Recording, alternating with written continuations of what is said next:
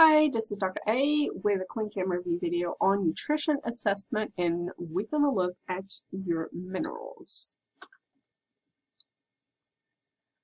Alright, so a little bit on the mineral test to monitor. So the key aspect of total parenteral nutrition monitoring is determining deficiencies and excesses of calcium, phosphorus, and magnesium. So calcium and phosphorus are closely related in the key role of bone mineralization, and you have to maintain a correct balance. Also, calcium is really important for muscle function and for the heart beating, etc. So calcium is present in two forms. It is protein bound, which means it's non-diffusible.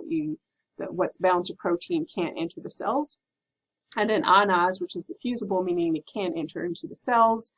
That's the physiologically active form, and it constitutes only about 25% of serum calcium.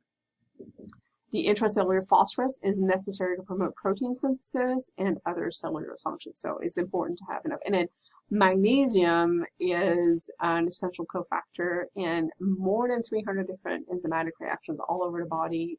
It is absolutely a key nutrient to make sure that there's adequate levels of. A little bit on trace minerals. So copper, it functions as a component of many key enzymes. The effect of deficiency is going to be pallor, decreased pigmentation, vein enlargement, rashes, and that resemble a seborrheic dermatitis. The effect of toxicity is going to be Wilson's disease, hepatitis, fibrosis, and cirrhosis. So you need copper, but not too much. Zinc.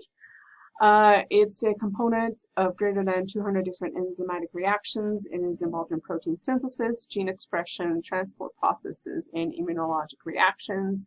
That's why zinc lozenges are part of cough drops and things like that. Also, guys need zinc to produce enough testosterone. The effect of deficiencies are going to be diarrhea, periodal dermatitis, alopecia, and deficiencies of zinc are usually due to a lack of absorption, meaning GI problems and stuff. There are none noted for toxicity. Iron, the function is a key role in respiration, as in that's the production of energy in your mitochondria. Iron is very important to that. And respiration, transfer of oxygen to the body. Obviously, you need iron and hemoglobin to carry oxygen, right? So this is important there.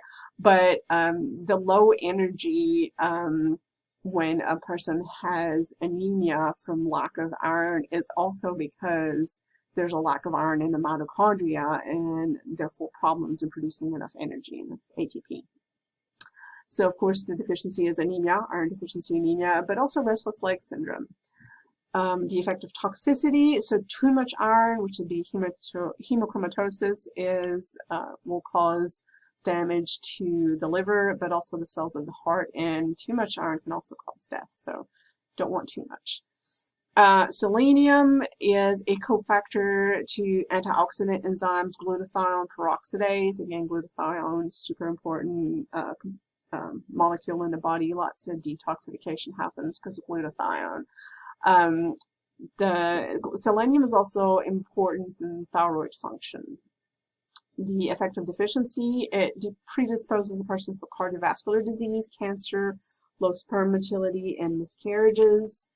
Toxicity of selenium, you'll see fatigue, irritability, loss of hair and nails, vomiting, nerve damage, skin rashes, and brittle bones. A little bit on trace mineral analysis. So trace metal measurements are performed usually on random urine specimens, but also 24-hour urine specimens, or serum or plasma or whole blood.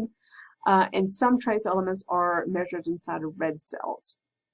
All specimens for trace minerals or trace metals have to be collected in containers that are designed specifically for that testing.